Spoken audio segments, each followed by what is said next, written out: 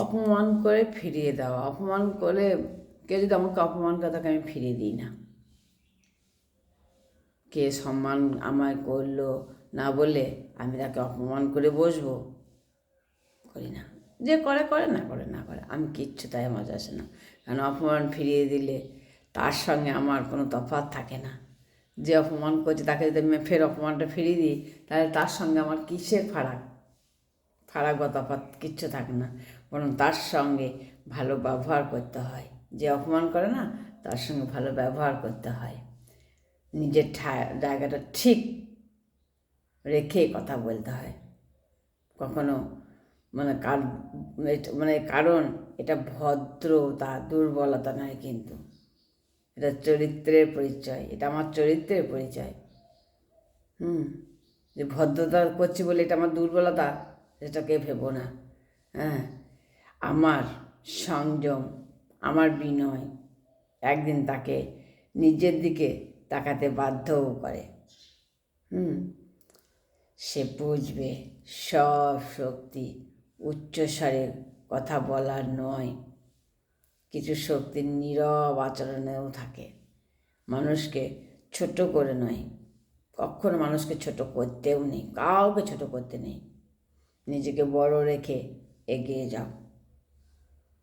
কারণ সম্মান আদায় করা যায় না। সম্মান কি আদায় করা যায়? যায় না। সম্মান সৃষ্টি হয় ব্যবহার থেকে। সম্মানটা সৃষ্টি হয় তার ব্যবহার থেকেই। মানিয়ে নিয়ে অনেক ভালো, মানিয়ে নেওয়া, করে থাকা, তার সঙ্গে খারাপ ব্যবহার করা ঠিক নয়। তাই আমি অনেক সময় মানিয়ে নিতে আমি ক্লান্তও হয়ে পড়ি, কিন্তু আমি হাল ছেড়ে দিই না। হাল ছাড়ার কথাও আমি কখনো ভাবি না। বারবার পরিস্থিতি আমাকে ভাঙার চেষ্টা করে, এই পরিস্থিতিতে ভেঙে দেওয়ার চেষ্টা করে, কিন্তু আমি প্রতিবার নিজেকে সামনে নিয়েও ফেলি। মানুষ আমাকে যতবার দুর্বল ভেবেছে, ততবার আমি নিজেকে ভেতর থেকে শক্তি খুঁজে পেয়ে গিয়েছি শক্ত করার জন্য। কারণ ভেঙে যাওয়া মানেই শেষ নয়, কিন্তু শেষ কখনোই নয়। ভেঙে গিয়ে আবার দাঁড়ানো যায়, ভেঙে গিয়েও আবার দাঁড়ানো যায়, যদি মনের বল থাকে ঠিক দাঁড়ানো যায়।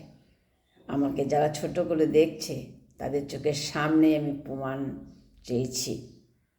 যারা আমাকে ছোটো করে দেখে তাদেরকে আমি বলেছি, চ্যালেঞ্জ করেছি যে আমাকে প্রমাণ করে দেখাও। অটল থাকলে হার মানতে হয় না। যদি আমি অটল থাকি না নিজের জায়গায়, তাহলে হার মানতে হয় না। এই দৃঢ়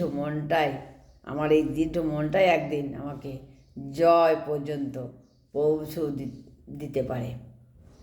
এই আমার মনের জোর শক্তিতে।